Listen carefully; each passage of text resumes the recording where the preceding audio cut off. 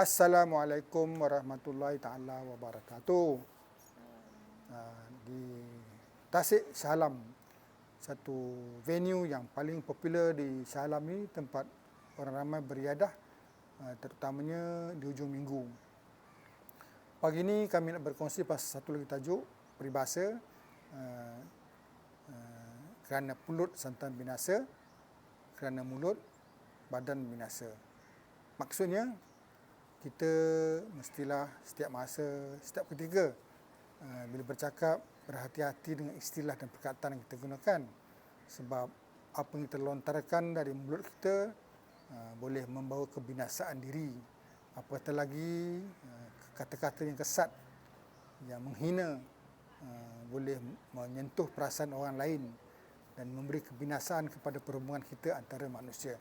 Saudara-saudari yang kami raikan, jadi kalau tak jaga perkataan, menuduh, memperkecilkan orang, merendahkan orang, dia tidak baik untuk kita. Apatah lagi mengata orang. Saya nak cerita pasal mulut lah, yang memberi kebinasaan kepada diri kita.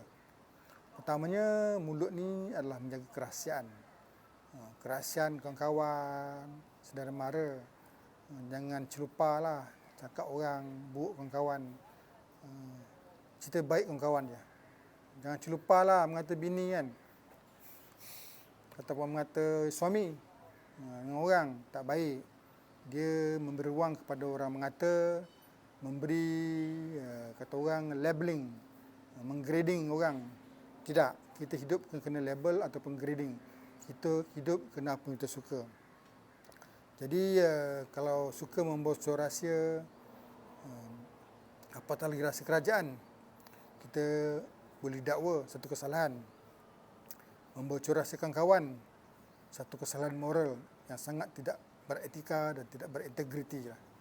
Saudara-saudari sekalian, sebenarnya kebocoran bukan dari mulut.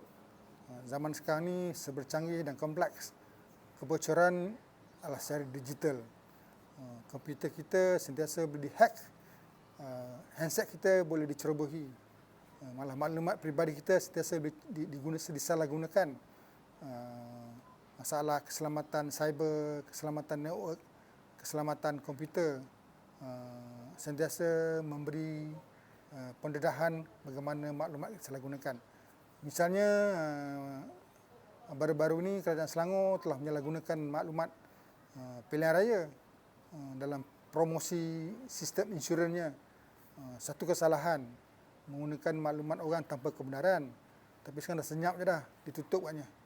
Ditutup. Begitu juga parti-parti politik banyak menggunakan maklumat pilihan raya, sistem pendaftaran pengundi dalam usaha mencapai secara maksimum kepada pengundi-pengundi dalam siri kempen mereka. Ini satu kesalahan. Tetapi saya nak cakap, bukan kerana mulut, kerana sistem keselamatan komputer yang longgar. Semua orang boleh menggunakan apa saja. Semua orang boleh copy and paste gambar siapa saja. Jadi kenalah berhati-hati. Macam kata Michael Pillsbury, seorang ejen CIA yang bertugas lama di China, yang terlibat dalam mencuri rahsia bagaimana Amerika masuk ke dalam China, mempengaruhi China. Katanya semua negara melakukan kerja-kerja ni, mencuri rahsia. Semua orang dibayar. Semua yang dibayar. Ramai rakyat Cina menjual rahsia Cina duduk di Amerika sekarang. Pada masa sama, banyak orang Amerika pun menjual rahsia-rahsia Amerika di negara-negara lain termasuk Rusia. Kata dia lah. Jadi, ia juga pasal kerahsiaan mulut ini yang menyebabkan kebinasaan pasal komunikasi. Komunikasi adalah perkongsian maklumat. Tetapi bukan berkongsi cerita. Yang lebih penting, komunikasi adalah pasal apa maklum balasnya. Kalau menteri cakap tidak boleh merayakan hari atau minggu Solidariti Palestin di sekolah-sekolah, dia memberi banyak tafsiran yang boleh memberi satu petanda ketidakharmonian orang Islam di negara Islam sendiri. Macam mana kita nak mengajar anak-anak kita tentang perihal menjaga sesama Islam, hanya disebabkan untuk menjaga keharmonian negara lain, ataupun menjaga keharmonian bangsa-bangsa lain, Islam ni telah diberi tafsiran yang tidak baik. Begitu juga Islam telah dikatakan bagaimana boleh merosakkan, memberi bahaya kepada negara orang bukan Islam, sehingga menyebut kafir pun tidak dibenarkan. Saya fikir ini arahan-arahan mulut, arahan-arahan dari mulut seorang menteri ataupun berat berkuasa yang tidak wajar, yang boleh memberi kebinasan tentang negara itu. Saudara-saudari sekalian, mulut juga sangat penting kepada guru. Guru hanya menggunakan mulut dan ilmu pengetahuannya, tetapi kunci dia adalah kebolehan dia bercakap dan menyampaikan amanat dan nasihat kepada murid-muridnya. Kesilapan guru tidak memberi semangat, menghancurkan semangat, memusnahkan semangat, sudah tentu menyebabkan anak muridnya gagal, binasa. Memanglah murid banyak yang jahat, tapi kebijaksanaan cikgu ni sentiasa boleh memberi bimbingan sewajarnya. Begitu juga pegawai-pegawai atasan ni, bukan saja memberi motivasi dan arahan, tapi bagaimana dia membina semangat, membina pasukan, team building kepada anak-anak buahnya supaya tidak memberi tafsiran yang salah, membangkitkan kebencian, kekitangan kepada pegawai itu. Jadi semuanya pasal mulut yang memberi kebinasaan. Saudara-saudari sekalian, saya fikir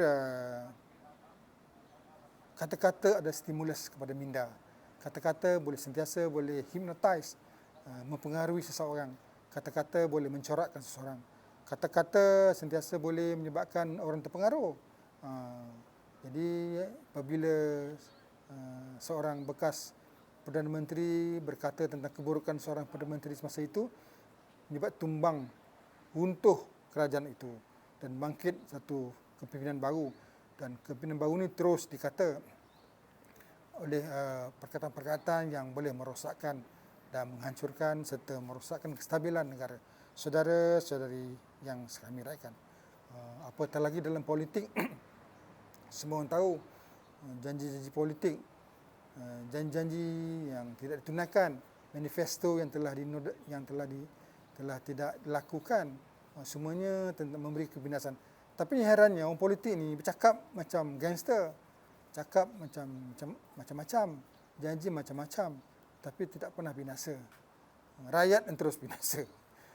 Janji bulan dan bintang agak-agaknya lah, tak ada pun kan, tak turun pun, tak murah pun kos kehidupan. Tapi mereka terus dilihat seorang kepimpinan yang berjaya, yang susah rakyat terus menderita.